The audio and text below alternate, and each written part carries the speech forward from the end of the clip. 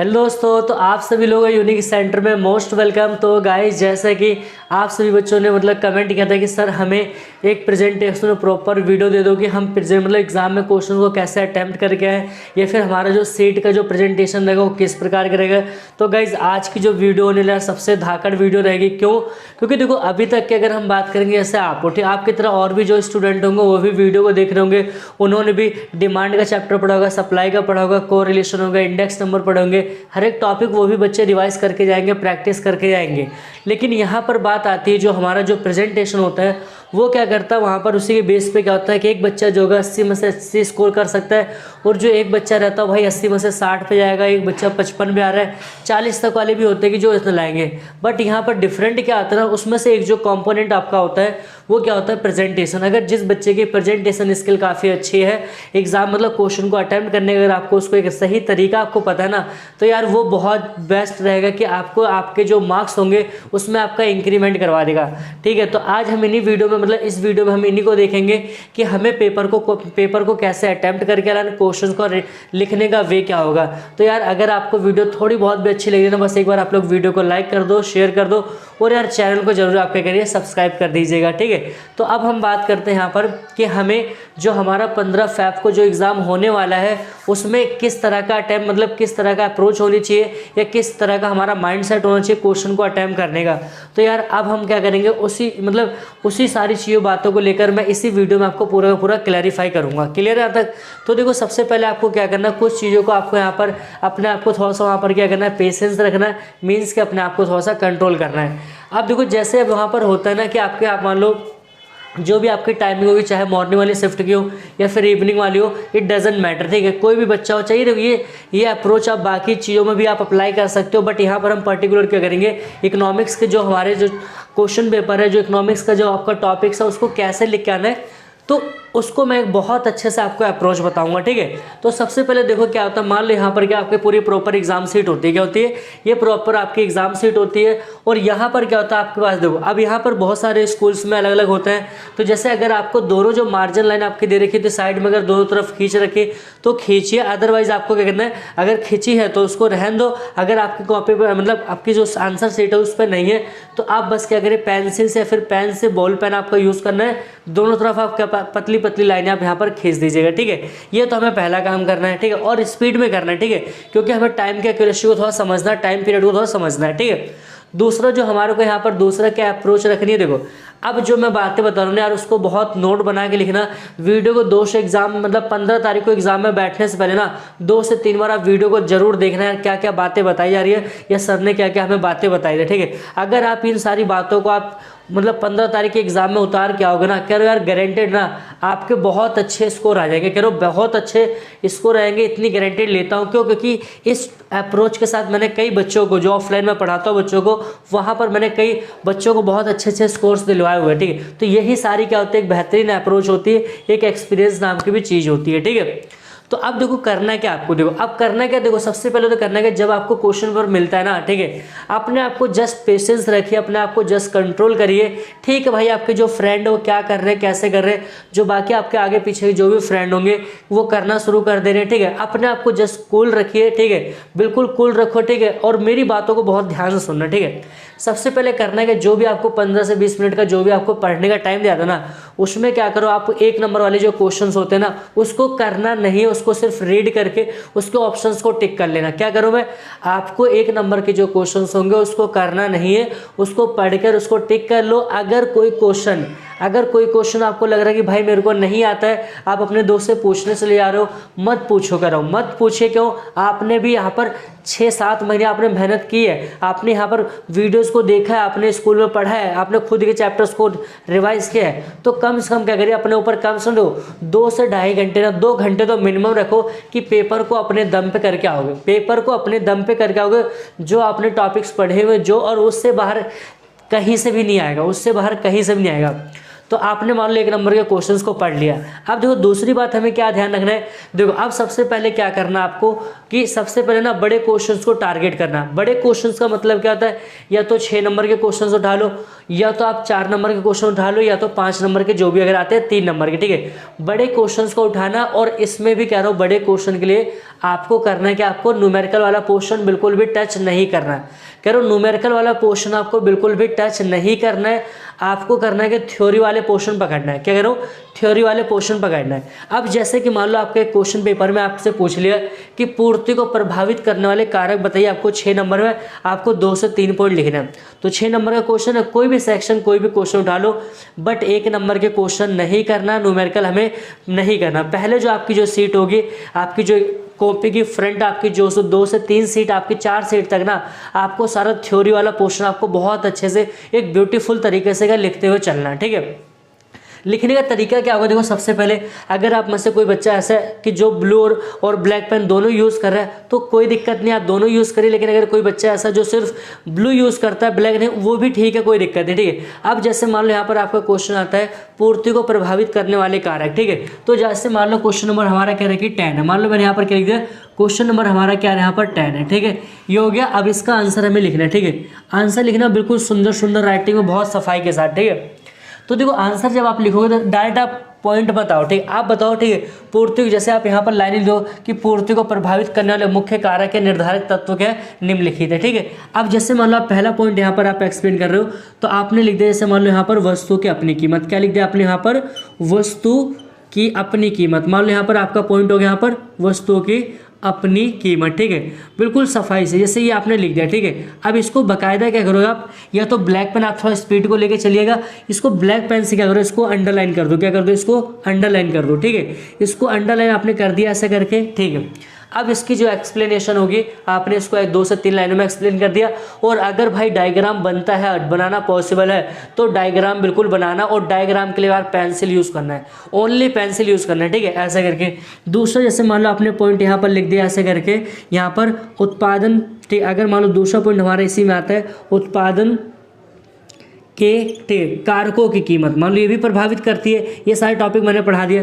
कारकों की कीमत, मान लो आपने दूसरा पॉइंट यहाँ पर क्या, कारकों की कीमत। मान लो दूसरा पॉइंट आपने क्या कर दिया, यहाँ पर ये लिख दिया। ठीक है, तो इसको बाकायदा आप बढ़िया से एक्सप्लेन करोगे हेडिंग बना के। ठीक है, हेडिंग आपने इसको बहुत अच्छे से बनाई है, बिल्कुल आप ब्लू और ब्लैक पेन दोनों यूज़ कर सकते हो, इसमें कोई दिक्कत की बात नहीं है। ठीक है, ऐसे करके आपने मान लो पूरा एक्सप्लेन कर दिया। ठीक है, और हमेशा एक पॉइंट एक्सप्लेन करने के बाद कम से कम 2 लाइन छोड़ो, 2 लाइन छोड़ो। ठीक है, बिल्कुल, ताकि आपको आंसर जो लगे कि हाँ इसके बाद हमारा दूसरा पॉइंट शुरू हो रहा है। ये आपने कर दिया।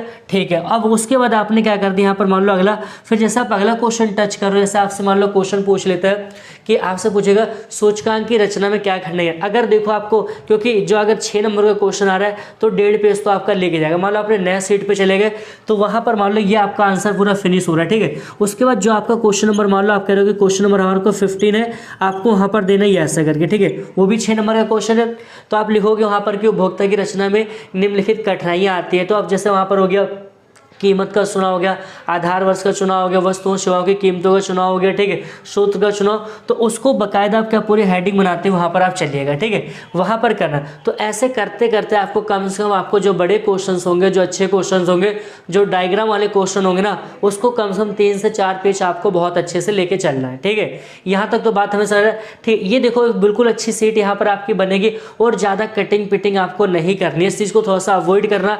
क्यों? क्योंकि यहाँ पर हमारे को स्टार्टिंग को, देखो सिंपल बात है ना, आप इस तरह का माइंडसेट लेके चलिए कि जो आपका एग्जामिनर है उसको कुछ भी नहीं पता, आपको कुछ भी नहीं पता, तो आपकी रिस्पॉन्सिबिलिटी है कि आपको एक एक पॉइंट्स को, एक एक बातों को, उसको बहुत अच्छे से एक्सप्लेन करके उसको समझाना है, ताकि वो बंदा भी एक आपको समझ जाए कि आपने लिखा क्या। ठीक है, अगर आप इस अप्रोच को डालोगे ना, क्या यार आपके बहुत सारे बच्चों को ना 80 में से 80 आएंगे। ठीक है, आएंगे अगर आप लोग इस चीज़ को फॉलो करते हो तो। ठीक है, यहाँ तो हो गया। अब मान लें आपने ऐसे करके 3 से 4-5 आपने क्वेश्चंस को निपटाया। ठीक है, अब यहाँ पर अब बहुत सारे डाउट होंगे कि सर 1 नंबर के क्वेश्चन हम कब करें, बताओ। आपने 1 नंबर के लिए हमारे को कोई अप्रोच नहीं बता रहे हो, भाई बताएंगे, थोड़ा सा पेशेंस रखे, पेशेंस नाम की भी चीज़ होती है, थोड़ा सा रखे। ठीक है, ये मान लो आपने पोर्शन कर लिया। ठीक है, ऐसा करके, तो मान लो आपने ऐसा करके जो भी बड़े बड़े क्वेश्चन हो सकते हैं आपने, जैसे मान लो उत्पादन संभावना वक्र हो गया, ठीक, तटस्थता वक्र हो गया, विशेषता वगैरह, जो भी मांग को प्रभावित करने वाला हो गया, परिवर्ती अनुपातों का नियम हो गया, जो भी आपके टॉपिक्स आ रहे हैं, थ्योरी के पोर्शन को आपने बहुत अच्छे से निपटा दिया यहाँ तक। ठीक है, अब बात आती है कि अब दोबारा हम न्यूमेरिकल करें या फिर दोबारा हम क्या करें, उसको एमसीक्यू क्वेश्चंस करें। देखो यहाँ पर अगर हम बात करेंगे, अगर आपको कॉन्फिडेंस है अपने ऊपर कि जो न्यूमेरिकल के सवाल हैं आपको बहुत अच्छे से आ रहे हैं, आप उसको अच्छे से टैकल कर सकते हो, आपको कोई दिक्कत नहीं होगी, आपकी कैलकुलेशन वगैरह बहुत अच्छी है ना, तो कोई दिक्कत नहीं, आप न्यूमेरिकल अब शुरू कर लो। क्या करो, न्यूमेरिकल अपना शुरू कर लो। अब न्यूमेरिकल ही करने की अप्रोच देखो क्या होती है। जब आप न्यूमेरिकल शुरू करोगे, जैसे मान लो आपने कोई क्वेश्चन उठा लिया, तो आपसे मान लो यहाँ पर पूछा जा रहा है कि जैसे आपसे सूचकांक निकाला जा रहा है, ठीक है, कह रहे हैं कि लास्ट पेयर विधि के बारे में, ठीक है। तो सबसे पहले भाई जो आपका वहाँ पर क्वेश्चन देखो ना, उसकी टेबल को आप पेंसिल से या फिर पेन से स्केल से बनाओगे, सीधी लाइन से बनाओगे। बहुत सारे बच्चे क्या होते हैं, कुछ की लाइन यहाँ पर जाएगी, कुछ ऐसे मतलब ऊँट पटांग की लाइनें ऐसे खींच देते हैं। भाई फॉर्मेलिटी नहीं करना, फॉर्मेलिटी नहीं करना, क्योंकि वही क्वेश्चन एक बच्चा करेगा 6 में से 6 लेके जाएगा। तो आप लोग पीछे क्यों हट रहे हो, बताना, आप लोग पीछे क्यों हट रहे हो? तो आप भी थोड़ा सा अपनी थोड़ी रिस्पॉन्सिबिलिटी लो कि लाइनें खींचनी हमें स्केल से खींचनी, बढ़िया से बॉक्स पूरा बॉक्स कवर करना है, पूरा ऊपर से नीचे हमें इसको क्लोज करके रखना है, ठीक है। और जो बॉक्स के अंदर जो भी बातें होती है, नंबर्स को बिल्कुल क्लीन दिखना है, नीट एंड क्लीन होना चाहिए, ताकि एग्जामिनर उसको आइडेंटिफाई कर पाए, समझ पाए कि आपने लिखा क्या है, ठीक है। तो अब देखो यार, जैसे मान लो आपको करेंगे तीनों विधि से हमें क्या निकालना है, यहाँ पर सूचकांक निकालना है, ठीक है। तो आपने बढ़िया से मान लो बॉक्स वगैरह आपने अच्छे से बनाया, ठीक है। अब यहाँ पर आती है कैलकुलेशन की बात आती है, तो कैलकुलेशन तो भाई करना पड़ेगा, ठीक है, कैलकुलेशन तो करना पड़ेगा। जो मान लो आपने टेबल बनाया, उसके जस्ट साइड में एक लाइन खींच लो, वहाँ पर रफ लिख दो, रफ, यहाँ पर रफ वर्क है, ठीक है, ऐसा करके। तो जैसे मान लो आपको मान लो पूरा आपने टेबल, अब जैसे आपको कह रहे हो कि मेरे को क्वेश्चन नंबर ये कितना, क्वेश्चन नंबर मान लो 22 है, ठीक है, ऐसा इसका आंसर लिखो। और क्वेश्चन नंबर हर एक क्वेश्चन का आप बिल्कुल समझदारी के साथ डालिएगा, बिल्कुल याद करके, ठीक है। जैसे मान लो पहला कह रहे हो कि मेरे को पहले जो करना है इसको लास्ट पेयर से निकालना है, तो यहाँ पर आप लिख दो, यहाँ पर मान लो आपने लास्ट पेयर विधि लिखी, क्या देखिए लास्ट पेयर विधि, ठीक। आप जैसे लास्ट पेयर विधि से पहला क्वेश्चन कर रहे हो, ठीक है, तीनों विधि से निकालना ही हो गया। तो अब जैसे मैंने आपसे कहते हैं यहाँ पर क्या होता है, ठीक, जैसे मान लो हमें यहाँ निकालना है, तो यहाँ पर अगर हम निकालेंगे, ठीक है, जैसे आपका P1 P0 हो गया, ठीक है। तो हमारा जो विधि होती है कि P आपका देखो P0 आपका P0 और Q0, फिर यहाँ पर आपका क्या होता है सिग्मा, ठीक है, P1 और यहाँ पर आपका Q0 इंटू में होगा, ठीक है। तो ये हो गया। अब देखो यहाँ पर आप इसको फॉर्मूले क्या करोगे, पहले तो फॉर्मूले को आप इसको बॉक्स में बंद कर दो। क्यों? क्योंकि इससे ना जैसे आपने ब्लू से लिख दिया और ब्लैक कलर से बॉक्स में बंद कर दो, ठीक है। इससे क्या होगा, एग्जामिनर इंप्रेस होगा, ठीक है, इंप्रेस होगा, जिससे कि आपके फॉर्मूले बिल्कुल डायरेक्ट क्वेश्चन में अगर आपका आंसर थोड़ा सा हल्का मिस्टेक भी हो, पॉइंट को लेके कुछ भी, तो डायरेक्ट क्या करें, एग्जामिनर समझ जाएगा हाँ बच्चे को प्रेजेंटेशन आ रही है, हो सकता है थोड़ा सा कैलकुलेशन को लेकर, क्योंकि एग्जाम का प्रेशर होता है भाई। हर एक एग्जामिनर ने कभी आपका बुरा नहीं चाहेगा, कोई भी एग्जामिनर हो, चाहे कोई भी हो, ठीक है, किसी भी सब्जेक्ट को कोई भी आपका बुरा नहीं चाहेगा। तो क्योंकि वो भी इस चीज़ को फेस करके आया, वो भी समझता है कि हाँ ये होता बच्चों के साथ, एग्जाम का प्रेशर होता है, ठीक है।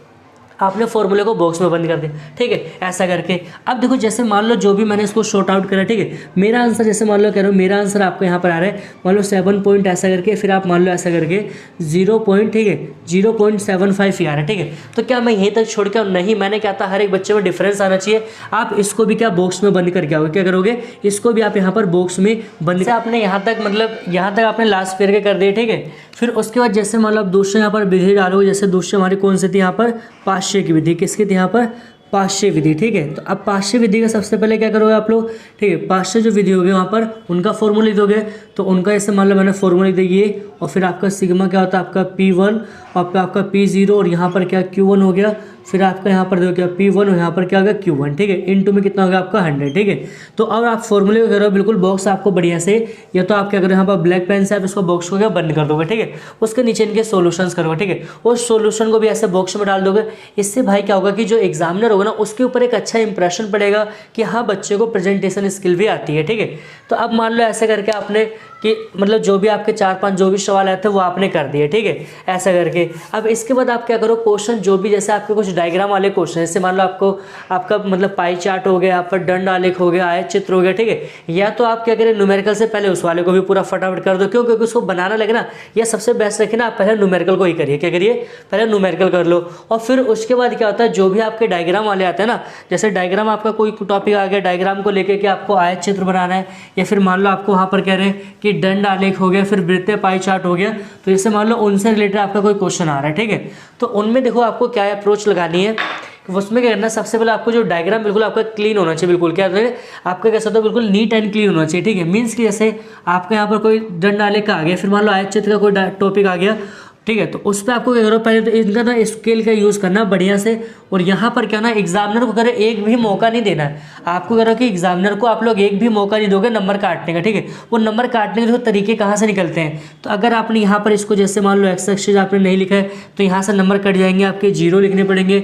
यहाँ पर क्या होता है, आपका वाई एक्सिस हो गया, ठीक है। और यहाँ पर जो भी आपकी मात्रा कह सकते हो, ठीक है, मात्रा हो गया, जो भी इकाइयाँ आपको यहाँ पर देनी है वो दे दीजिएगा, ठीक है। और यहाँ पर जैसे मान लो कोई भी नंबर है, ठीक है, ये मान लो यहाँ पर कोई भी नंबर हो गया, ऐसा करके मान लो नंबर ऑफ स्टूडेंट हो गया, विद्यार्थियों की संख्या, ठीक है। मान लो यहाँ पर क्या, विद्यार्थियों की यहाँ पर संख्या, ऐसा करके जो भी होगा, ठीक है। तो अब जैसे मान लो आप यहाँ पर डायग्राम बना रहे हो, ठीक है। तो ये जो आप स्केल से इसको बनाओगे, इसको बिल्कुल आपको करना है बिल्कुल स्केल से अच्छा यूज़ करके और सारी चीज़ों को मेंटेन करते हो आपको यहाँ पर डायग्राम वाले पोर्शन को आपको कवर करना है, ठीक है। जैसे आपको मान लो आपका डंडा आरेख हो गया, ठीक है। इसके अलावा आपका आयत चित्र वगैरह कोई भी डायग्राम आ सकता है, ठीक है, ऐसे करके। ऐसे मान लो, या फिर जैसे मान लो आपसे दो मिक्सअप करना है तो एक को आप उसमें कलर वाइज कर देगा, ठीक है। तो इस पोर्शन को करना है डायग्राम करना, ठीक है। तो इस तरह से अगर आप करोगे तो यहाँ तक लगभग आपके जो बड़े क्वेश्चंस होंगे वो ऑलमोस्ट क्या कंप्लीट होंगे। और आपको टाइम यार थोड़ा सा आपको ध्यान में रखने चलना है, क्योंकि हमारे पास अभी एक क्वेश्चन छूट रहा है, कौन सा, एमसीक्यू वाला। तो अब फाइनल क्या करना है, इससे मान लो आपके ये भी क्वेश्चन खत्म हो गए, ठीक है, ये भी क्वेश्चन खत्म हो गया, ठीक है। अब उसके बाद क्या करना है आपको, मान लो आपको एमसीक्यू भी शुरू करना है। देखो एमसीक्यू बस कुछ नहीं होता, आपको करना क्या होता है, ऑप्शंस दिए होंगे, ऑप्शन में आपको मैंने कहा था स्टार्टिंग में जो आपको टाइम मिले थे उसमें पढ़ो और उसमें टिक मार लो। अब बस फटाफट आप क्या करेंगे, जो भी आपका क्वेश्चन दे रखा है, जैसे मान लो आपका पहला क्वेश्चन एमसीक्यू वाला, वहां से डालो उसका आंसर। अब देखो कम से कम अगर आपके पास 20 मिनट भी होंगे ना, तो भी 20 मिनट के अंदर आप कम से कम 20 से 22 एमसीक्यू क्वेश्चन आप लिख दोगे वहां पर, ठीक है, ऐसा होगा, ठीक है, ऐसा। तो इस तरह का अगर आप ये सारी बातें आप क्या तो एग्जाम में आप अप्लाई करके आते हो ना, तो यार कह रहे हो आप लोगों ने बहुत बेहतरीन आपके स्कोर होने वाले हैं, बहुत बेहतरीन स्कोर होने वाले हैं। अगर मान लो यार, अगर ऐसे कोई क्वेश्चन है, ठीक है, आप उस क्वेश्चन को पढ़ रहे हो, आपको समझ नहीं आ रहा, या फिर आप थोड़ा सा मतलब एक तरह से आप क्लियर नहीं हो पा रहे हो कि हाँ इसका जो मैं सोच रहा हूँ, ये जो मैंने पढ़ा है क्या वही आंसर है, तो ऐसा क्वेश्चन अगर आता है ना, बस उसको ऐसा नहीं कि क्वेश्चन को लेकर बैठ जाना कि यार ये क्वेश्चन कहाँ से आ गया, बाहर से आ गया, हमने टॉपिक नहीं पढ़ा। ओके, होता है ऐसा भाई, हर किसी के साथ होता है, हमारे साथ भी ऐसा हुआ है, हम भी एग्जाम में बैठे हैं, वहाँ पर होती है पैनिक होता है, वहाँ पर जो कहते हैं क्वेश्चन को लेकर नहीं आना एक कहते हैं प्रेशर क्रिएट करता है। तो हमें बिल्कुल प्रेशर नहीं लेना, हमें नॉर्मली कर बिल्कुल कूल रहना और फिर करना है कि जैसे मान लो क्वेश्चन नहीं आ रहा, 2 नहीं आ रहा, 3, कोई दिक्कत नहीं भाई। क्या पता कि स्टार्टिंग के 1 से 2 क्वेश्चन आपको टफ बनाए गए आपको डराने के लिए, आगे तो आप बढ़ो, आगे अपने कदम तो बढ़ाइए, 2-4 क्वेश्चन आगे तो देखो, क्या पता सारे क्वेश्चन वहाँ पर हलवा वाले मिले, इजी मिल सकते हैं ना। तो ये सारी बातों को आपको बिल्कुल एग्जाम में जो आपका 15 फ़रवरी को होने वाला ना, इन सारी बातों का बहुत आपको कहना ध्यान में रखना है। और यार सबसे पहले तो आप लोगों से एक रिक्वेस्ट है कि इस वीडियो को ना हर एक दोस्त के पास आपके जो फ्रेंड होगा उस तक पहुंचाइए जो इकोनॉमिक्स का एग्जाम देने वाला है, ठीक है। क्यों, क्योंकि उससे यार उसका भी मतलब अब ऐसा नहीं कर आपको एक जेलस वाली बातें होना चाहिए कि हाँ उसको नहीं बताएंगे वो नंबर ज़्यादा लेगा, यार ठीक है उसको, ऐसे हमें बिल्कुल ऐसी सोच नहीं रखना चाहिए, ठीक है। एक जस्ट लगाओ कि हाँ उसकी भी हेल्प हो जाएगी, उसको भी प्रॉब्लम होती है, वो भी चाहता है कि हम भी स्कोर कर ले, ठीक है। तो वो चीज़ आप और अपना बेहतर करिए उसमें, ठीक है। तो ये सारी बातें आपको क्या प्रेजेंटेशन को लेकर आपको ध्यान में रखनी होगी। और अगर आपको वीडियो अच्छी लग रही है तो एक बार वीडियो को लाइक कर दो, शेयर कर दो और चैनल को अगर आप लोग ज़्यादा से ज़्यादा आप लोग सब्सक्राइब कर लीजिएगा। अब हम बात करते हैं नेक्स्ट वीडियो में। So thanks for watching this video.